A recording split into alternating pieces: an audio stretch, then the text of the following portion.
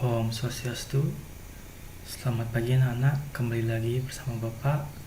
Untuk materi hari ini kita akan melanjutkan tentang Panca Mahabhuta bagian 2. Oke, sekarang Bapak akan lanjutkan. Pengertian Buana Alit. Buana Alit merupakan alam terkecil di alam semesta. Buana Alit mencakup mikrokosmos, di mana mikrokosmos itu termasuk alam manusia. Nah, diyakini keberadaan Buana Alit tidak dapat dipisahkan dari Buana Agung sebab Buana Alit terdapat di dalam Buana Agung yang merupakan isi dari alam semesta. Oleh karena itu, Buana Alit terdiri dari beberapa makhluk hidup seperti manusia, binatang, dan tumbuh-tumbuhan.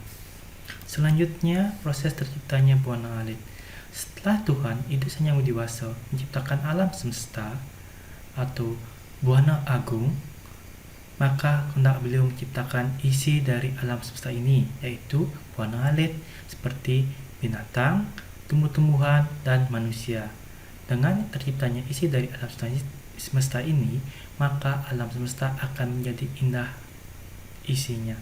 Karena di alam semesta ini atau bumi khususnya itu banyak sekali makhluk-makhluk hidup yang terdapat atau mendiami isi dari bumi tersebut. Selanjutnya dijelaskan lebih lanjut bahwa makhluk hidup diciptakan oleh Tuhan Yang Maha Esa atau Idus Sang Yang Widi-Wasa setelah terciptanya alam semesta ini atau Buana Agung. Sebagai berikut terdapat beberapa makhluk hidup yang terdapat atau tercantum dalam Buana Alit sebagai berikut. Yang pertama, kelompok Eka Pramana, yaitu makhluk hidup yang memiliki satu kekuatan dalam hidupnya, yakni Bayu. Bayu yang dimaksud tersebut adalah tenaga untuk hidup. Jadi, makhluk hidup ini juga dikenal sebagai Stawara, yaitu makhluk hidup yang hidupnya tidak dapat berpindah-pindah dan mempertahankan hidupnya dengan cara mengambil sari-sari makanan dari dalam tanah. Dan yang termasuk kelompok Stawara antara lain yang pertama, Trana yang merupakan bangsa rumput, baik hidupnya di air maupun di darat. Yang kedua ada Lata, yaitu bangsa tumbuh-tumbuhan yang akarnya menjalar, baik hidupnya menjalar pada tanah maupun pada tumbuh-tumbuhan lainnya. Yang ketiga ada kelompok Taro, yaitu bangsa semak-semak dan pepohonan kecil.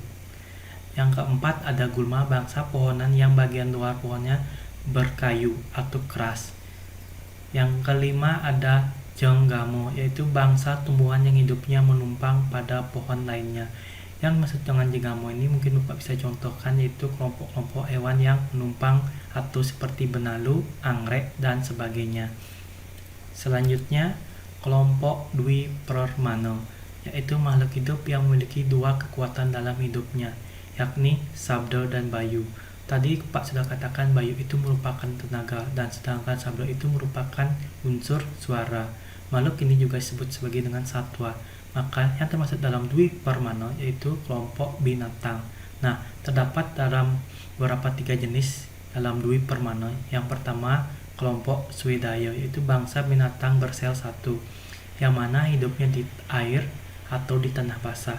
Kalau di air bisa Bapak contohkan itu plankton yang merupakan hewan bersel satu.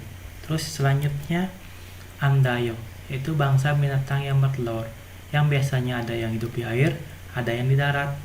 Nah, kelompok binatang yang dimaksud dengan Andayo tersebut yaitu bangsa ikan, bangsa amfibi atau katak, bangsa ular, dan bangsa burung. Yang ketiga ada kelompok Jarayuda, yaitu merupakan bangsa binatang yang menyusui, yakni binatang pemakan rumput biasanya, maupun binatang pemakan daging, contohnya sapi dan harimau. Lanjut ke kelompok Tripermana. Nah, yang termasuk dengan Tripermana itu makhluk hidup yang memiliki tiga kekuatan dalam hidupnya. Yang pertama itu Bayu yang merupakan tenaga, Sabda yang merupakan suara, dan Idap yang merupakan pikiran. Nah, mengapa dikatakan Tripermana ini? Karena dalam Tripermana ini masih memiliki akal, jadi bisa membedakan mana yang baik dan mana yang buruk dalam suatu melakukan perbuatan. Nah, ada sebutan disebut dengan manusia. Nah, manusia ini yang merupakan ciptaan yang paling sempurna di antara ciptaan Idus Sang Yang Widi-Wasa. ada beberapa kelompok dalam Tri Permana yang terbagi menjadi 3 kelompok. Yaitu yang pertama yaitu bangsa Nara Marga, yaitu manusia setengah binatang. Nah, dalam Nara Marga sini, seniman Hindu biasanya melukiskan keberadaan manusia ini seperti Narasinga, yaitu manusia berkepala singa atau berbadan manusia. Tapi ada juga yang melukiskan sebagai berkepala manusia dan berbadan ikan duyung, contohnya putri duyung. Nah, manusia atau binatang masih memiliki pola pikir seperti manusia, hanya saja pada satu tubuhnya berbentuk binatang.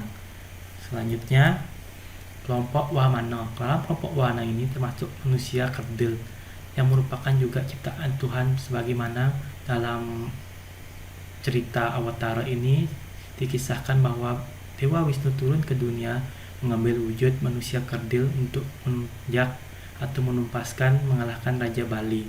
Nah, ditafsirkan manusia seperti ini sebagai manusia yang pikirnya lebih kerdil dari manusia lain karena memiliki fisik yang kecil.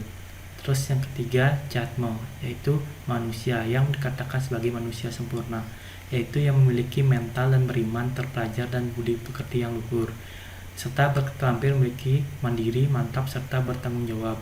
Nah, dikatakan dalam manusia Jatma ini manusia yang sempurna karena dimana memiliki fisik yang sebagaimana bisa membedakan dan berbuat sebagaimana mestinya untuk mencapai tujuan agama Hindu, yaitu mencapai moksa. Nah, kadang-kadang manusia ini juga kadang-kadang dikatakan sebagai gelap, itu tidak bisa membedakan mana yang baik yang buruk, sehingga ia dipengaruhi oleh sifat Sabto Timira tersebut, yaitu 7 kegelapan manusia. Oleh karena itu kita sebagai dikatakan sebagai manusia ini alangkah baiknya apabila bisa memanfaatkan kesempatan yang diberikan kepada itu yang dewasa untuk memperbaiki kehidupan kita ini agar kita bisa mendapat tempat di sisi dosa yang dewasa. Selanjutnya, hubungan Buana Agung dan Buana Alit sangat erat.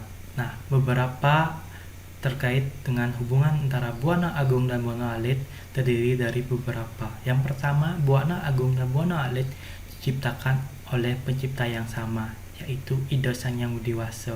Sebagaimana dijelaskan bahwa Buana Agung atau alam semesta ini diciptakan pada saat masa Sresti, yaitu masa penciptaan, dan akan kembali lagi pada masa Pralaya, yaitu masa Pralina. Terus yang kedua, Buana Agung dan Buana Alit memiliki unsur-unsur yang sama, yaitu Panca Maha Bhuta. Dalam proses penciptaan alam semesta ini ada perbedaan waktu antara penciptaan alam semesta dengan penciptaan makhluk yang ada di dalamnya, tetapi unsur-unsur dalam pembentukannya itu yaitu sama, yaitu Panca Maha Bhuta. Terus yang ketiga, Buana Agung dan Buana Alit saling melengkapi. Sebagai contoh, tanpa ada alam yang semesta, Buana Alit itu tidak ada, karena alam semesta merupakan alam yang ditinggali oleh Buana Alit. Terus yang keempat, Buana Agung dan Buana Alit saling mempengaruhi karena Buana Agung dan Buana Alit memiliki unsur-unsur yang sama, maka dalam proses hubungannya akan saling mempengaruhi. Berikut hubungan antara Buana Agung yaitu alam semesta dengan Buana Alit yaitu alam manusia. Berikut pada materi tersebut Bapak akan rangkum tentang 3 kelompok yaitu Tri Permana, di mana Tri Permana tersebut yang pertama Stawara itu merupakan bangsa tumbuh-tumbuhan, sedangkan Jenggama merupakan bangsa binatang, sedangkan Jatma merupakan bangsa manusia yang dikatakan sempurna. Mungkin itu materi pada hari ini. Mungkin itu saja yang bisa Pak sampaikan pada pertemuan hari ini.